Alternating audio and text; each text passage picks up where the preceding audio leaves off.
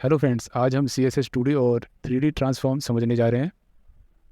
CSS transform ने हमारे design और वेब एक्सपीरियंस को एक नई दिशा दी है, जिससे हम किसी कंटेंट को जीवंत बना सकते हैं और अपने डिज़ाइन को एक गहराई तक ले जा सकते हैं।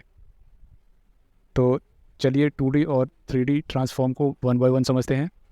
तो सबसे पहला आता है CSS का 2D ट्रांसफॉर्म।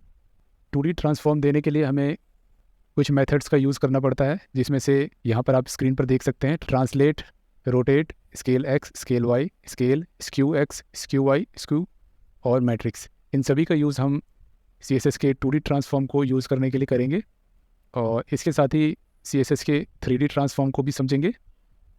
और इस ट्रांसफॉर्म में 3 प्रॉपर्टीज़ होती है जिसे हम क्लियर करेंगे, रोटेट एक्स, रोटेट वाई और रोटेट जेड। तो चलिए शुरू करते हैं। हम आगे अपने कोड एडिटर पे। सबसे पहले मैं HTML का बेसिक टैग लेता हूँ, टाइटल में लिख देता हूँ 2D एंड 3D, ठीक है, सिर्फ इतना ही लिखता हूँ। और उसके बाद बॉडी में आते हैं। बॉडी में आने के बाद सबसे पहले हम यहाँ पर एक डिव लेते हैं, ठीक है, और डिव में मैं सिंपली लिख देता हूँ this is a box, okay. और उसके बाद हम सीधा हेड टैग में आ गए हैं और यहाँ पर मैं इंटरनल CSS के थ्रू मैं यहाँ पर स्टाइलिंग करूँगा, ठीक है। जो हमने नीचे डिव लिया हुआ है उसको स्टाइल देंगे, ठीक है। तो इसमें सिंपली डिव लेता हूँ मैं और इस डिव में मैं लिखता हूँ सबसे पहले विड्थ दे देता हूँ मैं। सबसे पहले मैं विड्थ दे देता हूँ 200 पिक्सल का। हाइट भी लेना होगा 300 पिक्सल का। इसके बाद बैकग्राउंड कलर लेते हैं। मैं यहाँ पर बैकग्राउंड कलर येलो ले लेता हूँ। बॉर्डर लेना होगा, मैं यहाँ पर 1 पिक्सल सॉलिड लेता हूँ, ठीक है। और उसके बाद सबसे पहले हम यहाँ पर इसको सेव करके यहाँ रिफ़्रेश करते हैं, ठीक है। तो जैसे ही कि मैंने रिफ़्रेश किया तो यहाँ पर सिंपली एक बॉक्स नज़र आ रहा है आपको, विड्थ और हाइट इसमें दी हुई है, बॉर्डर और बैकग्राउंड कलर दिया हुआ है, ठीक है।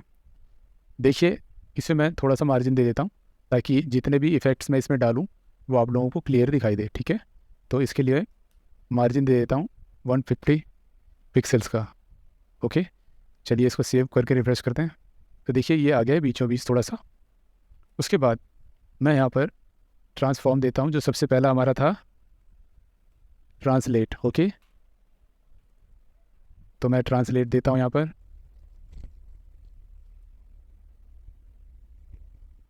ठीक है। ट्रांसलेट करने के बाद हम यहाँ पर कोई भी 2 वैल्यू दे सकते हैं। जैसे कि मैंने सबसे पहला 10 पिक्सल्स लिया, ये इस डिव को 10 पिक्सल्स राइट में कर देगा, ठीक है।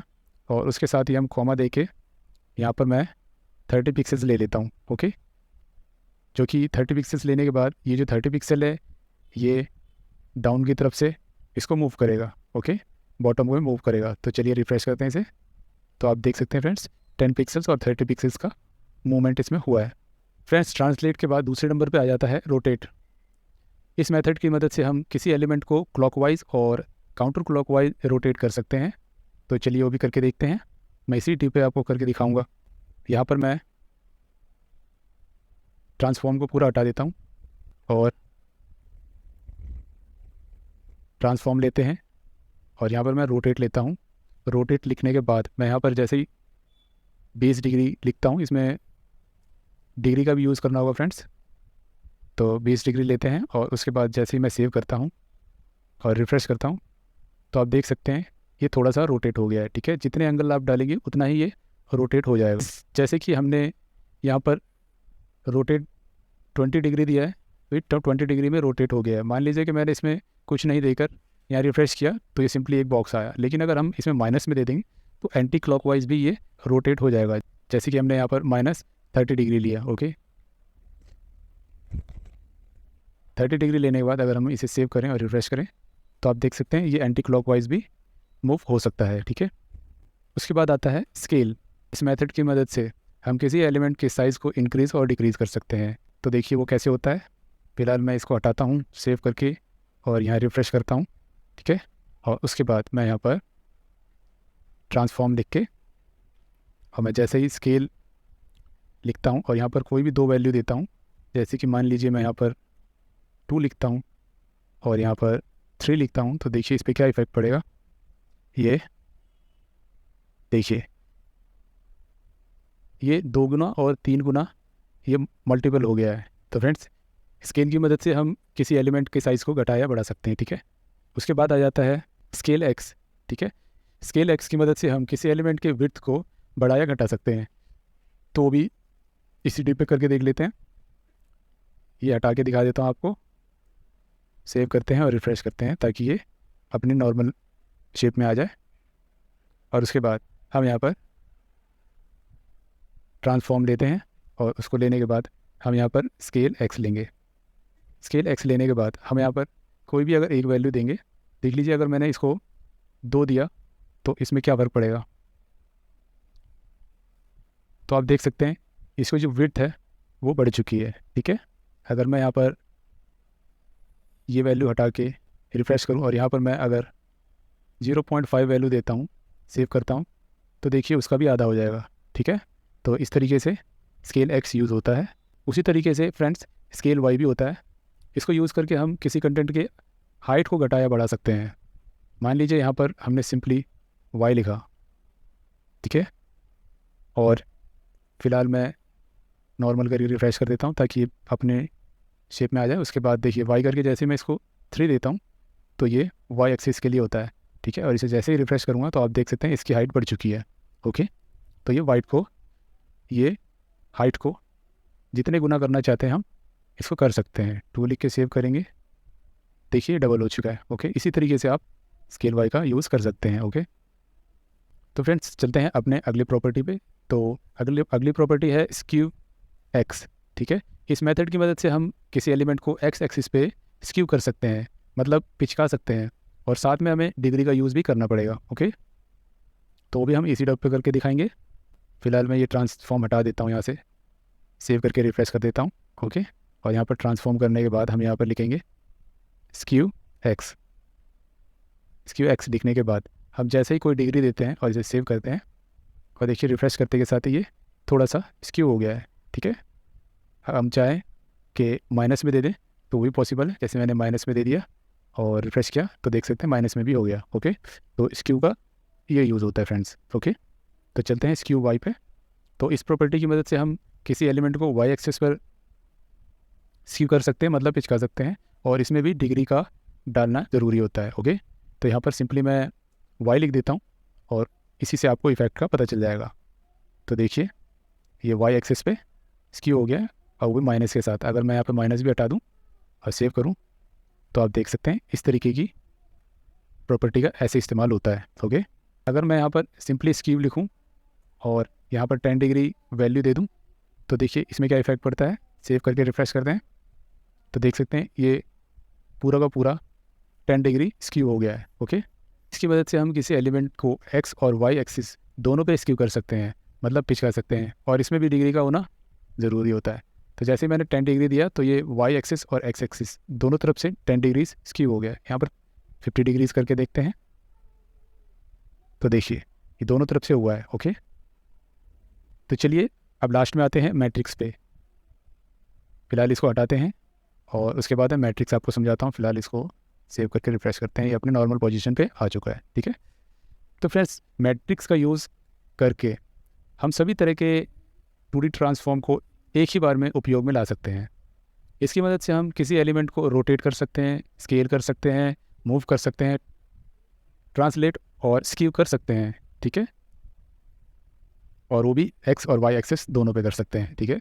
तो चलिए इसी डिव के ऊपर मैं आपको ये करके दिखा देता हूँ। तो फ्रेंड्स अगर आप CSS 2D ट्रांसफॉर्म के अंदर अगर आप मैट्रिक्स को यूज़ करना चाहते हैं तो इसमें आपको ये ध्यान रखना होगा कि इस पैरामीटर्स में मैट्रिक्स करने के बाद हमें सबसे पहले क्या यूज़ करना होता है और उसके बाद क्या यूज़ करना होता है, ठीक है। तो मैं इसे 1 बाय 1 आपको बता के देखता हूँ। तो इसमें मैं सबसे पहले ट्रांसफॉर्म लेता हूँ। ट्रांसफॉर्म लेने के बाद मैट्रिक्स लिखते हैं। मैट्रिक्स लिखने के बाद यहाँ पर जैसे ही मैं मैट्रिक्स लिखूँगा यहाँ पर आप देख सकते हैं 6 वैल्यूज़ यहाँ पर दे दी गई है। 6 वैल्यूज़ में जो सबसे पहली वैल्यू है वो स्केल एक्स के लिए यूज़ होती है, ठीक है।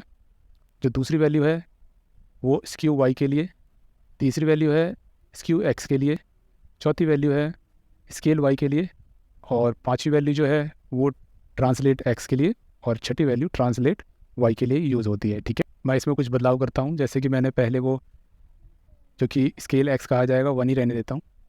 दूसरे वाले को जो स्क्यू वाई है वो वाई एक्सेस से स्क्यू करने के लिए मैं -0.3 लिखूँगा इसमें।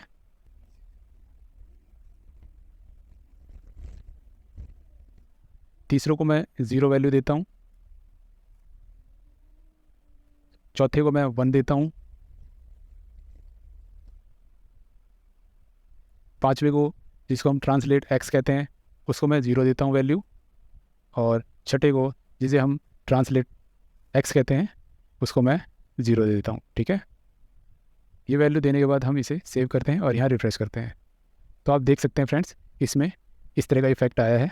ठीक है, मैंने इसके अंदर स्केल की वैल्यू नहीं दी है। जैसे कि अगर मैं स्केल देना चाहूँ तो सबसे पहला जो वैल्यू आती है वो स्केल की ही आती है। अगर मैं यहाँ पर 2 दे दूँ और इसे सेव करके रिफ्रेश करूँ तो आप देख सकते हैं जो स्केल एक्स इस पर हो गया है। ठीक है, इसी तरीके से मैं अगर स्केल वाई की तरफ दूँ तो वो भी यूज़ किया जा सकता है। ठीक है, तो आप मैट्रिक्स का यूज़ करने के बाद कुछ पैरामीटर्स याद रखने होंगे, उसके अकॉर्डिंग आप 2D ट्रांसफॉर्म को यूज़ कर सकते हैं। तो अब हम CSS के 3D ट्रांसफॉर्म की तरफ चलते हैं। तो फ्रेंड्स, अगर हम CSS के 3D ट्रांसफॉर्म की बात करें तो इसमें मेन 3 वैल्यू होती है जो कि मैंने बताया था आपको, रोटेट एक्स, रोटेट वाई और रोटेट जेड। तो फ्रेंड्स, CSS 3D ट्रांसफॉर्म में सबसे पहला आता है रोटेट एक्स। ठीक है, इसमें हम किसी एलिमेंट को एक्स एक्सिस पे रोटेट कर सकते हैं और इसमें डिग्री का इस्तेमाल करना पड़ता है। ठीक है, तो चलिए वो भी इसी ट्यूब पे करके दिखा देता हूँ मैं। तो मैं इस वैल्यू को हटा देता हूँ। ठीक है, और यहाँ पे ट्रांसफॉर्म में मैं रोटेट एक्स लिखता हूँ। ओके, रोटेट एक्स लिखने के बाद अगर मैं रोटेट एक्स में 150 डिग्रीज डालूँ तो वो भी पॉसिबल है। तो देखिए, जैसे कि मैंने टेक्स्ट लिखा हुआ था वो नीचे की साइड लिखा हुआ आ रहा है। ठीक है ना, तो इस तरीके से यूज़ होता है। ठीक है, मैं अगर 60 डालूँ, सेव करूँ, तो देखिए 60 डिग्री के अंदर एंगल में ये कट चुका है। तो इस तरीके से आप यूज़ कर सकते हैं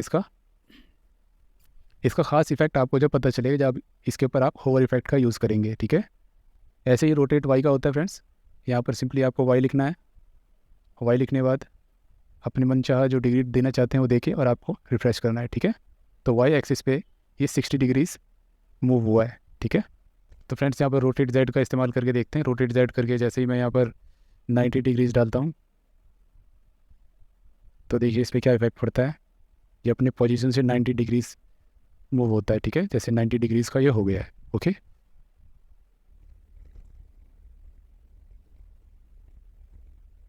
60 डिग्रीज में हो गया है। तो फ्रेंड्स आप इस तरीके से यूज़ कर सकते हैं।